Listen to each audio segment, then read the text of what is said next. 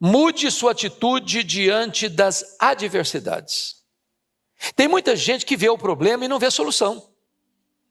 Não vai dar certo. Essa tenda não sai. Está muito caro. É muito difícil importar coisa da China. É muito complicado, não vai dar certo. Se você escutar os pessimistas, você não sai do lugar. Você não tem projeto, você não realiza nada. Você não vai para frente. Pensa comigo no Isaac. Ele está numa terra deserta. A terra está passando fome. E diz a Bíblia que ele semeia no deserto e colhe a 100 por 1. Ele entende que Deus pode reverter a situação e transformar um deserto numa terra fértil. Crise é oportunidade.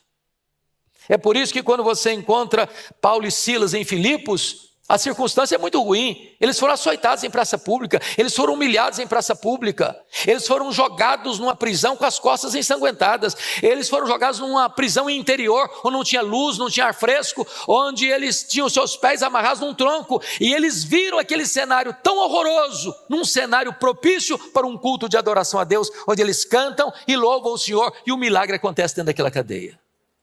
Então, nem todas as pessoas têm a mesma atitude diante das adversidades. Por exemplo, John Bunyan. Acho que todos vocês já ouviram falar de John Bunyan. Era um evangelista, batista, que pregava em praça pública em Bedford. E não se podia pregar em praça pública. E ele foi pregar em praça pública. E eles o prenderam. E diziam para ele: se você prometer de não pregar mais em praça pública, nós soltamos você. E se vocês me soltarem, eu vou para a praça pregar. E lá da cadeia, ele via sua filha primogênita cega, passando dificuldades, numa prisão imunda.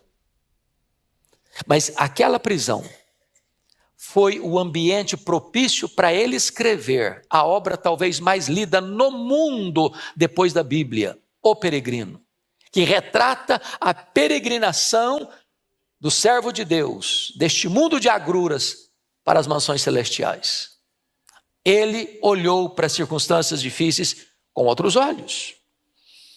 Eu acho que todos vocês que gostam de acompanhar o cenário político, não só do Brasil, mas do mundo, devem se lembrar da história de Richard Nixon. E os biógrafos dele contam que, poucos meses após a sua renúncia, o ex-presidente americano entrou numa depressão profunda, a ponto de ser hospitalizado. E ele estava completamente sem ânimo para viver, completamente arruinado, devastado pela depressão, chegando a dizer: a minha vida acabou, eu não tenho mais razão para viver, eu fracassei, eu envergonhei o meu país, meu nome está na lama. Quando de repente entra uma enfermeira apressada no quarto e diz: presidente, presidente, presidente, abra a janela. E quando ele abriu a janela, havia um avião levando uma faixa enorme com os seguintes dizeres: Senhor presidente, Deus te ama e nós também te amamos.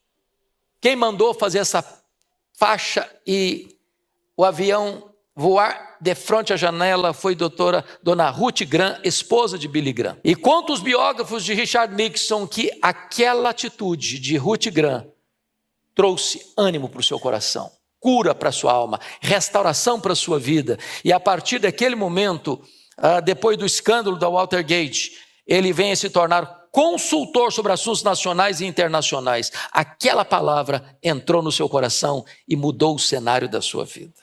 Não importa a crise que você esteja vivendo, não importa o poço que você caiu, não importa a dor que você está passando, saiba de uma coisa: Deus ama você.